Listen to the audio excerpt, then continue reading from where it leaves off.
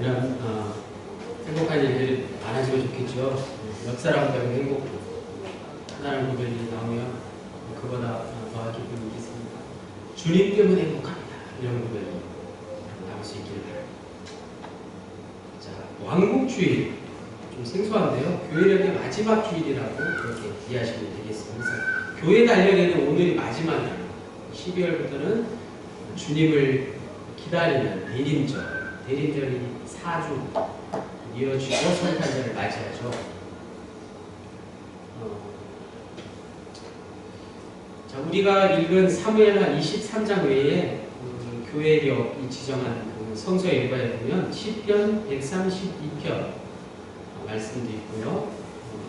구약의 말씀이 하나 더 있는 거죠. 사무엘하 23장, 시편 132편, 그리고 신약의 요한복음 18장, 계시록 1장 4장 이런 말씀에 보면 다 공통적인 단어가 왕에 대한 이야기가 나와요. 오늘 전 세계적으로 우리가 예배를 드릴 때 교회력으로 성서 일과적으로는 왕권, 진정한 왕권이란 무엇인가, 왕에 대한 말씀을 우리가 묵상해 보기를 원한다는 그런 뜻이에요. 여러분 왕 아시잖아요. 왕, 대통령, 임금, 집에서는 가장이 될 수 있겠죠. 여러분이 생각하시고 있는 그 왕에 대한 이미지를 오늘 말씀을 통해서 한번 다시 생각해 보는 시간 되기를 원합니다. 교회력의 마지막 주일에 진정한 왕권이란 무엇인지를 우리에게 말씀해 주시는 거예요. 그래서 진정한 왕이 이제 4주 후면 오죠. 그렇죠? 예수님이 오시잖아요. 이미 2000년 전에 아기 예수가 오셨지만 우리에게는 또 다른 예수님이 오시죠. 그렇죠. 다시 오시는 재림 예수를 기다립니다. 1절 말씀 다 같이 읽겠습니다. 시작. 이는 다윗의 마지막 말이라. 이새의 아들 다윗이 말하며 높이 세워진 자, 야곱의 하나님께로부터 기름 부음 받은 자, 이스라엘의 노래 잘하는 자가 말하노라. 1절이 굉장히 길어요. 1절에 대한 설명이 좀 깁니다. 다윗의 마지막 말이라는 것은 유언이라고 생각할 수도 있지만 그렇다기보다는 다윗이 꼭 하고 싶은 말이라는 의미예요. 다윗이 꼭 전하고 싶은 말이라는 것이죠. 어떻게 보면 복음이 될 수 있겠고 최종적으로 다윗이 하고 싶은 말이 바로 오늘 본문 말씀이다. 죽기 전에 마지막으로 자녀들에게 부탁하는 그런 애원하는 말이라기보다는 지금이라도 당장 내 주위에 소중한 사람들에게 꼭 들려주고 싶은 말이 그 말이 오늘 본문에 나오는 말씀이라는 것입니다. 소년 목동에서 이스라엘의 왕이 되어서 지금껏 살아온 다윗이 인생의 끝자락에서 마지막으로 꼭 하고 싶었던 말이 무엇일까요? 본문에 보면 세 가지가 나와요. 첫 번째, 이새의 아들 다윗이 말하며 높이 세워진 자. 문장이 좀 어때요? 느낌이? 좀 교만한 것 같지 않아요? 마지막에 높이 세워진 자, 이 단어 때문에 그렇죠. 자칫 다윗이 자기 스스로를 높이는 것이라고 오해할 수 있지만 그런 게 아니더라고요. 우리 동양의 미덕으로는 좀 이게 교만한 말일 수 있지만 교만한 말처럼 들릴 수 있지만 자세히 보겠습니다. 이새의 아들이라는 것은 다윗이 굉장히 비천한 자라는 거예요. 농부의 아들이라는 거죠. 그래서 다윗이 목동이었잖아요. 그리고 다윗을 폄하하는 말을 할 때 사울 왕을 비롯한 많은 다윗을 죽이려 하는 사람이 저 이새의 아들 이렇게 이야기를 했어요. 그런데 어떻게 되었다고요? 왕이 되었다는 거예요. 누가 나를 왕으로 세워주셨다고요? 하나님이 나를 높이 세워주셨다는 거예요. 그러니까 하나님을 높이는 말씀이죠. 하나님 높이는 말씀이 아니라는 뜻이에요. 하나님의 역사 안에서 자신의 인생을 해석한 다윗의 놀라운 고백과 같은 말씀이 이새의 아들 다윗이 말하며 높이 세워진 자. 오늘 첫 문장 1절에 있는 말씀. 자, 두 번째는 야곱의 하나님께로부터 기름 부음 받은 자라는 거예요. 아브라함의 하나님, 이삭의 하나님, 야곱의 하나님, 요셉의 하나님 많은데 왜 야곱의 하나님이라고 이야기했어요? 야곱은 어떤 사람이에요? 속이는 사람이었어요. 이제 비열한 사람이었어요. 이새의 아들이 비천한 자였다면 야곱의 하나님께로부터 기름 부음 받은 자는 나처럼 비열한 자, 비천하다 못해 비열한 자를 새롭게 해주셨다는 거죠. 하나님께서 경영하시는 삶은 다윗처럼 밑바닥에서부터 왕에 이르기까지, 그리고 또 누구요? 야곱처럼 비열한 인생에서 남을 속이고 남을 막 못살게 하는 그런 비열한 인생에서 야곱의 이름이 무엇으로 바뀌었습니까? 이스라엘으로 바뀌었어요. 이스라엘은 무슨 이름이에요? 야곱의 새 이름이기도 하지만 나라 이름이잖아요. 나라 이름을 사람 이름으로 주셨다는 것은 놀라운 축복 아닙니까? 그렇죠. 이스라엘이라는 국호로 내 이름을 새롭게 지어주셨다. 정말 야곱의 하나님, 야곱과 같은 인생은 정말 대단한 인생의 대반전이 이루어진 그런 삶 아니었겠습니까? 그래서 이 고백 역시 하나님을 높이는 삶이겠죠. 높이는 말씀이겠죠. 그런데 더 중요한 거, 다윗과 야곱의 삶이 어떠했느냐? 그 다음 말씀, 그 다음 세 번째가, 세 번째 무엇이에요? 이스라엘의 노래 잘하는 자. 그냥 문자적으로만 해석하면 노래 잘하는 것이라고 생각하는데, 담임사관이 누차 강조했듯이 여기서 노래 잘하는 자라는 것은 단순히 호흡이 좋고 음정을 아주 잘 맞추고 박자를 잘 맞추면서 노래를 잘하는 것을 말하는 게 아니라 진심으로 하나님을 높여드리는 그 마음으로, 호흡은 좀 짧고 음정은 좀 틀리고 박자가 안 맞아도 하나님을 마음으로 전심으로 찬양할 수 있어야 됩니다. 다윗의 노래는 하나님이 어떤 분인가에 대한 시편에 나오는 여러 가지 표현들, 하나님을 고백하는 다윗의 그 수많은 표현들의 총체라고 할 수 있는 것이에요. 그리고 더 중요한 것은 다윗은 기쁠 때, 기분 좋을 때만 하나님을 노래하지 않았다는 거죠. 슬플 때, 외로울 때, 죽고 싶을 때 또 하나님을 찬양했다, 노래했다. 그래서 이스라엘의 노래 잘하는 자의 의미는 바로 그거예요. 기쁠 때나 슬플 때나 하나님을 찬양할 수 있는 자, 그 사람이 다윗이었다는 것이죠. 2절 말씀, 여호와의 영이 나를 통하여 말씀하시며 그의 말씀이 내 혀에 있다. 다윗은 육으로는 이새의 아들이지만 여호와의 영이 임한 하나님의 아들이었음을 고백하고 있습니다. 놀라운 고백 아니겠습니까?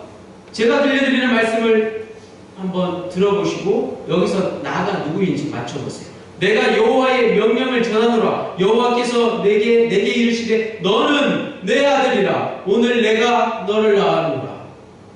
여기서 너가 누굽니까? 내는 하나님이고 너가 예수님이겠죠.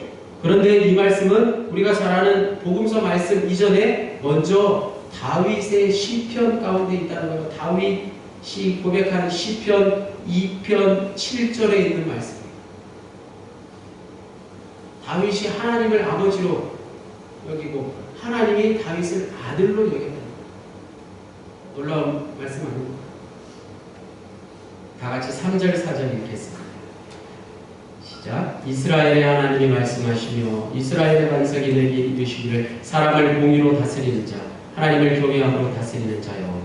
그는 돋는 아침 빛 같고 구름 없는 아침 같고 비 내린 후에 광선으로 땅에서 몸이 돋는 새빛 같으니라. 다윗의 자존감이 절정에 이르는 말씀이에요. 진정한 왕권은 어디서 나온다고요? 자존감에서 나온다. 자존감.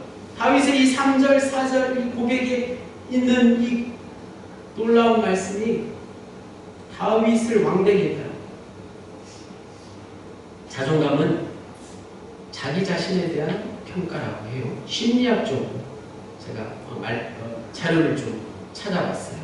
그래서 물과 얼음은 다르죠. 성분은 같은데 물과 얼음이 다르듯이 자존감과 자존심은 다릅니다.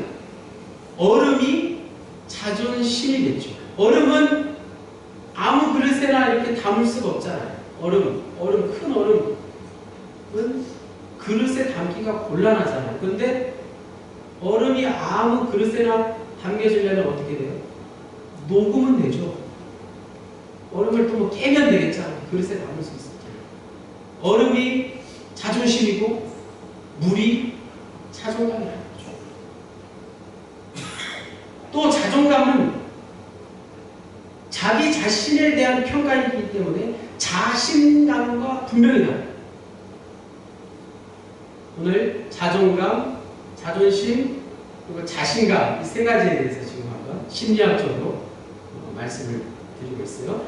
자신감은 비교 우위를 통해서 얻어지는 상대적인 느낌이나 감정이죠.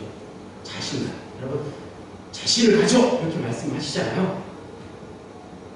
그래서 외모가 뛰어난 사람은 외모가 못한 사람들보다 분명히 외모에 자신감이 있는 거죠. 비교를 통해서. 돈이 많은 사람은 돈이 없는 사람과 비교해서 분명히 자신이 넘치지 않습니까? 이렇게 자신감은 상대적인 경쟁이나 비교를 통해서 얻을 수 있는 것인데 자존감은 그런 게 아니에요. 자존감은 얼굴이 잘생겼다고 돈이 많다고 높아지는 게 아니라고 그랬습니다.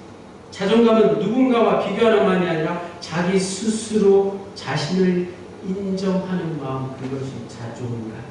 자존감. 기준이 외부에 있는 것이 아니라 자기 안에 있다는 것이죠. 그래서 아무리 자신감이 높은 사람, 자신감이 높은 사람, 잘생기고 돈이 많은 사람도 자기보다 더 위에 있는 사람을 만나면 그 자신감이 자괴감으로 바뀔 수 있어요. 내가 인류대를 나와서 정말 똑똑하고 아는 게 많다고 생각했는데 외국에 나가보니까 더 인류대를 나오면 더 나보다 더 박식한 사람이 있는 거예요. 그 사람을 만났을 때 나는 스스로 위축되는 거죠. 자신감은 곧 자괴감으로 변할 수 있다는 위험이 있다는 거예요. 내가 돈이 많은 줄 알았는데 돈 많은 사람이 왜 또 없겠습니까? 스스로 허탈해지는 거예요. 자신감은 자괴감으로 바뀌게 되지만 자존감은 이런 것들로 인해서 흔들리지 않는 것이죠. 그래서 자존감이 자신감보다 더 위에 있는 거예요. 우리 믿는 사람들에게 필요한 게 무엇일까요? 자존감이 필요한 거예요. 자신감이나 자존심 따위는 버리십시오. 우리네 인생이 불행해지기 시작하는 것, 그것이 바로 누군가 비교하기 시작합니다. 그때부터 자신감은 자괴감으로 바뀌어서 우리 인생이 저 세상에서 고통당하는 건 아니겠습니까? 심리학 책에 이런 말이 있더라고요. 자신을 채우면 자신감이 높아지고 자신을 버리면 자존감이 높아진다. 이 말에 전적으로 동의합니다. 우리의 자녀들, 우리 아이들을 자존감 높은 아이로 키워야 되지 않겠습니까? 정신건강을 유지하게 하는 가장 강력한 힘의 원천이 무엇이라고요? 바로 자존감이에요. 자존감보다 더 중요한 게 없습니다. 우리 믿는 사람들에게 자존감의 회복이 필요하다는 것이죠. 오늘 본문에 나와 있는 다윗의 자존감이 그런 자존감이에요. 자존감이 높은 사람이었어요. 다윗의 자존감이 어디서 비롯된 것일까요? 오늘 우리가 말씀을 통해서 그것을 알기 원하는 5절 말씀 같이 읽겠습니다. 시작. 내 집이 하나님 앞에 이같지 아니하냐. 하나님이 나와 더불어 영원한 언약을 세우사 만사에 구비하고 견고하게 하셨으니 나의 모든 구원과 나의 모든 소원을 어찌 이루지 아니하시랴. 다윗의 이 놀라운 고백은 어디서 나왔다고요? 자존감에서 나온 거예요. 그런데 다윗의 이 자존감이 어디서 나왔다고요? 정답! 영원한 언약에서 나왔어요. 오늘 말씀의 제목, 하나님의 약속을 통해서 다윗은 높은 자존감을 얻게 되었다는 말씀입니다. 나의 모든 구원과 나의 모든 소원을 이루시는 하나님의 약속을 믿었기에 다윗은 그 숱한 고난과 역경도 다 이겨낼 수 있어요. 그래서 자신의 소중한 사람들에게 이 말을 전하고 싶었던 것입니다. 다윗이 믿었던 하나님의 언약, 하나님의 약속은 당연히 구약 살았기에 메시아가 오실 것을 믿는 믿음이기도 했겠지요. 그것을 구약의 선지자들을 통해서 말씀하신 하나님의 언약, 여호와의 언약, 하나님의 약속을 믿는 그 믿음에서 비롯되었다는 사실입니다. 여러분은 어떤 하나님의 약속을 갖고 계십니까? 말씀을 준비하면서 담임상하는 지난 날들을 이렇게 생각해보니까 담임상하는 게 뭐 또 같은 상황은 아니지만 비슷한 상황이 있어요. 제가 아주 초등학교 들어가기 전에 한 만으로 6, 7살쯤 되었을까요? 저기 교회에서 부흥회를 하는데 서울에서 흰 그 저고리를 입고 강사님, 여자 강사님이 오셔서 부흥회를 마치시고 저에게 이렇게 성경 말씀을 하나 주시는 거예요. 이 말씀을 꼭 기억해라. 이사야 33장 6절 말씀이시죠. 내 시대에 평안함이 있으며 구원과 지혜와 지식이 풍성할 것이니 여호와를 경외하니 내 보배니라. 이사야 34장 6절 말씀. 그 강사님에게 말씀을 받은 이후에 지금까지 기억하고 있는 말씀, 암송하고 있는 말씀. 물론 중간중간에 그 말씀을 찾아도 보고 다시 암송도 하고 했겠죠. 그런데 이 말씀이 자라면서 저에게 인생의 큰 뭐 갈림길이나 인생의 변화에서 말씀이 새롭게 들리기 시작했어요. 내 시대에 평안함이 있으며 구원과 지혜와 지식이 풍성할 것이니 여호와를 경외하니 내 보배니라. 거기 나오는 모든 단어들이 평안함, 구원, 지혜, 지식이 그냥 축복인 줄 알았어요. 그냥 물질적인 축복을 누리게 될 것이라는 그런 단순한 말씀으로만 알아들었어요. 그런데 이제는 그런 말씀이기보다는 우리가 이 사는 이 시대에 평안함이 있죠. 편안한 세상이잖아요. 또 다른 종교에서도 세상에서도 구원을 외치는 것들이 얼마나 많습니까? 우리를 편하게 하고 우리를 잘 살게 하는 모든 것이 구원이라고 볼 수 있잖아요. 또 지혜와 지식이 얼마나 풍성한 세상입니까? 그렇지만 평안함과 구원과 지혜와 지식이 많지만 다 필요 없고 여호와를 경외하는 것만이 너의 보배니라. 저에게 그 말씀이 새롭게 들었습니다. 여호와를 경외한다는 말씀도 처음에는 그저 부모를 공경하듯이 하나님을 그냥 공경하고 사랑하기만 하면 되는 줄 알았어요. 그런데 여호와를 경외라는 말은 공경하다는 경자도 있지만 두려워하다는 외자도 포함하고 있는 말씀입니다. 그래서 하나님을 두려워할 수 있는 믿음이 되어야 됩니다.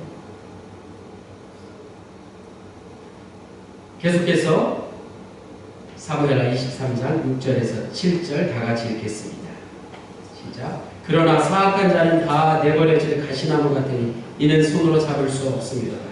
그것들을 만지는 자는 철과 창자루를 가져야 하리니 그것들이 당장에 불살리리로다. 여기서 가시나무는 마태복음 7장 15절에서 16절에 나오는 그들의 열매로 그들을 알지니 가시나무에서 포도를 또는 엉겅퀴에서 무화과를 따겠느냐. 여기 엉겅퀴와 가시덤불과 같은 의미죠. 그래서 자연세계에서 성경에 주로 등장하는 것은 백향목이 선한 의미로 쓰이고 있죠. 그 백향목의 반대 의미가 바로 이 가시나무라는 거예요. 폭군의 확장된 의미라는 것이죠. 곡식을 제대로 자라지 못하게 하는 것이죠. 우리 인생이 그렇잖아요. 내가 선한 길로만 가는 게 아니라 이런 악한 것들의 방해로 인해서 가시나무 같은 것들이 수시로 나를 찌르지 않습니까?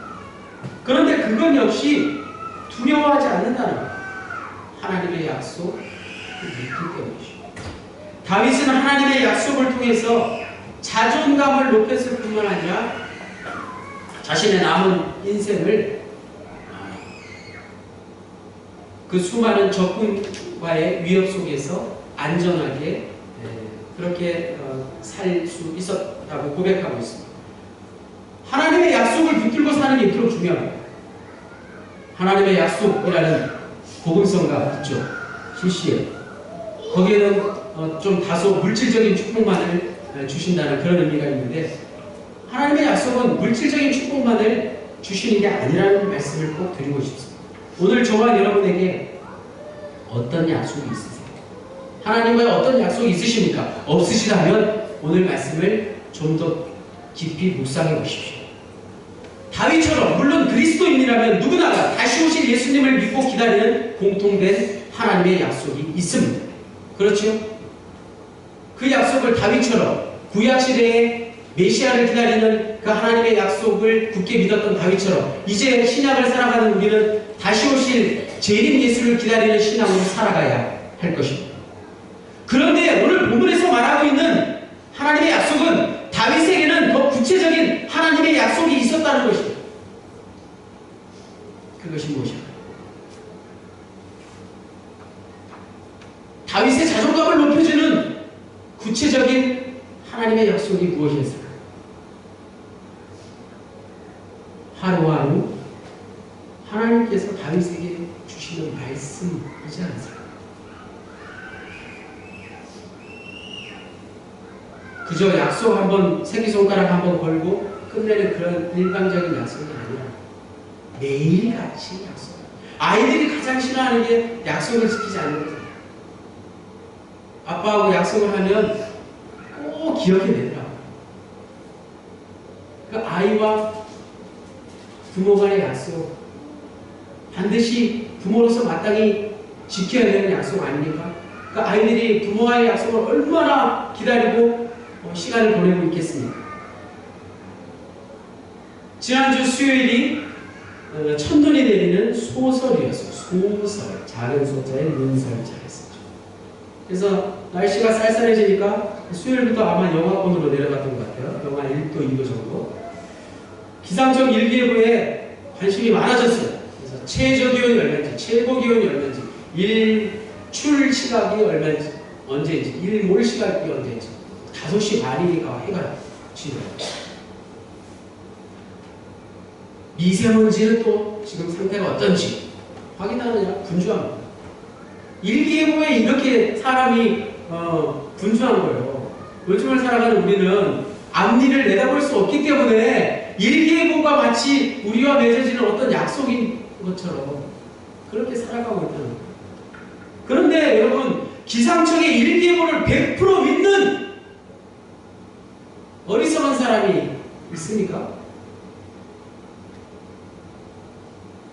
지난 여름 우리 당진 지역을 찾아온다던 태풍 생각나세요? 쏠리. 그래서 분명히 우리 재모님이랑 부모님이랑 지금 로프를 묶어서 그냥 단단하게 고정시키고 아주 고생을 했죠. 태풍. 꼭 온다던 그 태풍 어떻게 됐어요? 사라졌어요. 오지 않았어요. 일기예보가 틀렸어요. 어제 토요일이었죠. 토요일 오후에 비가 온다는 거예요. 그래서 제가 이제 오후에 일을 하려고 나무를 좀 치우려고 오전에 일을 하려고 오후에 비가 온다는 거예요. 내버려뒀어요. 새벽부터 비가 와요. 오늘 우리에게 하나님의 약속만 있을 뿐이라는 사실이에요. 사람과 사람과의 약속, 세상과의 약속은 다 무의미한 것입니다. 하나님의 약속은 다윗의 표현대로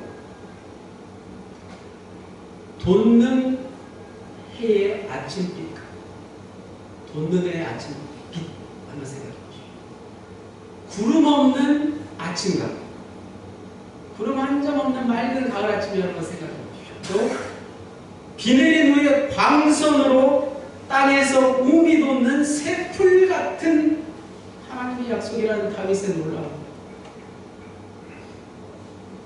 굉장히 시적인 표현이죠. 오늘 본문 4절, 사무엘하 23장 4절 다시 한번 읽겠습니다. 하나님의 약속이 이렇다는 다윗의 표현이에요. 같이 읽겠습니다. 시작. 그는 돋는 해의 아침빛과 구름 없는 아침과 비 내린 후에 광선으로 땅에서 움이 돋는 새 풀 같으니라. 할렐루야. 아멘. 이보다도 확실하고 선명한 약속이 어디 있겠습니까? 다윗은 그것을 알았다. 하나님의 약속을 이렇게 표현했다는 것은 하나님의 약속이 얼마나 선명하고 분명하고 확실한 것인가 알았기 때문에 그의 인생이, 여생이 평안함을 누릴 수 있습니다. 그래서 오늘 왕권주의를 맞이해서 우리가 왕의 의미를 새로 생각해 보자고 합니다. 왕은 우리가 기존에 생각하고 있는 대로 높이 군림하는 왕이 다가 아니라 베드로 사도가 고백한 베드로 후서 2장 9절 너희는 왕같은 제사장이다. 왕인 동시에 제사장이라는 것이죠. 왕은 높이 군림하는 자여 제사장은 남을 섬기는 자 아니겠습니까? 왕같은 제사장의 삶을 살아가고 사도 베드로가 우리에게 말씀하고 있습니다. 많은 사람들이 왕같은 절대 권력, 세상 권력을 누리기를 원합니다. 그러나 성경은 분명히 말씀하고 있습니다. 교회 역사, 교회사에서 강조하는 것과 성경이 말씀하는 것은 분명히 일치합니다. 즉 세상의 왕권은 다 끝이 나고 진정한 왕이 우리에게 오신다는 것입니다.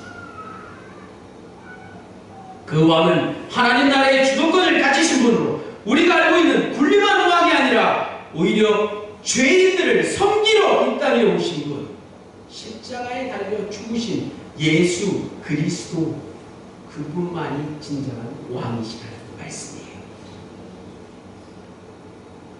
우리가 예수님이 살던 그 시절에 살지 못했기 때문에 주님의 얼굴을 직접 보지는 못했지만 그분의 말씀을 통해서, 이 성경 말씀을 통해서 그분과 영적으로 교통하고 영적으로 예수님과 교제함으로 하나님을 경외하는 삶을 살 때, 하나님을 공경하고 때로는 하나님을 두려워하는 삶을 살 때 하나님의 통치 아래에 살게 되었다.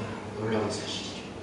무엇보다도 나와 더불어 맺어주신 그 영원한 언약, 하나님의 약속을 통해서 우리는 모든 구원, 모든 소원을 이루게 되었습니다. 구원뿐만 아니라 여러분의 소원도 하나님께서 하나님의 약속을 통해서 이루어 주실 줄로 믿습니다. 그 하나님의 약속 가운데 가장 기대되는 일은 세 번째 반복해서 말씀드리지만 이 땅에 다시 오실 예수님을 기다리는 것이죠. 하나님의 약속이 이루어지는 그날까지 다윗처럼 왕같은 제사장의 삶을 살아가시는 저와 여러분 모두가 되시기를 주님의 이름으로 간절히 축원합니다. 할렐루야. 하나님 감사합니다. 너희는 택하신 족속이요 왕같은 제사장이라 들려주신 그 사도 베드로의 말씀처럼 우리가 세상의 왕이 아니라 세상을 섬기는 예수 그리스도를 본받는 그런 자들로 살아가기를 원합니다.